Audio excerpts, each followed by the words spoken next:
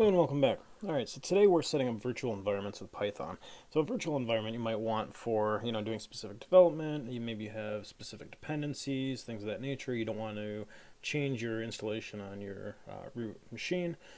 So we're going to set up a virtual environment. We can do that with Python 2 or Python 3.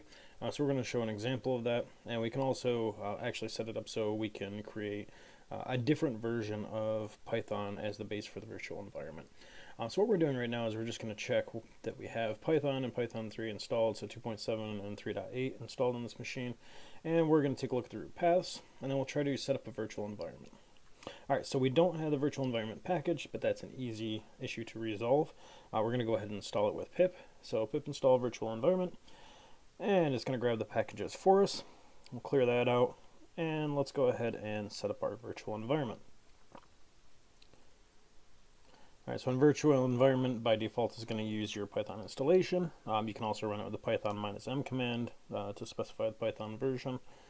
So we'll go ahead and create the virtual environment. We see that we do have the files here, so that creates a subdirectory with that virtual environment in it. So we'll do source, the virtual environment directory, bin, and activate, and that's going to set us up to work in the environment. Alright, so as we see, the environment is based on 2.7.18, and perfect, that's exactly what we were looking for. So let's go ahead and deactivate that environment. We're going to go back through and we'll set one up with Python 3 now. Alright, so we're going to go ahead and, same thing we did earlier, we'll check Python 3 and see if we can run virtual environment with it. And alright, so we need to get the package for that as well, so we'll use pip3 to get that package. So that's obviously specific to the Python version.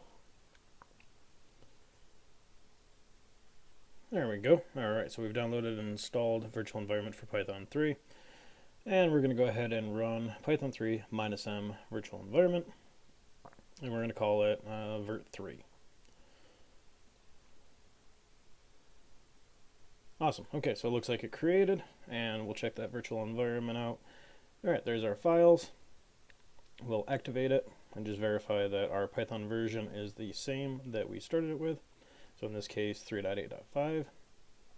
So Python version and 3.8.5. Awesome. Alright, so let's deactivate and clear that out here.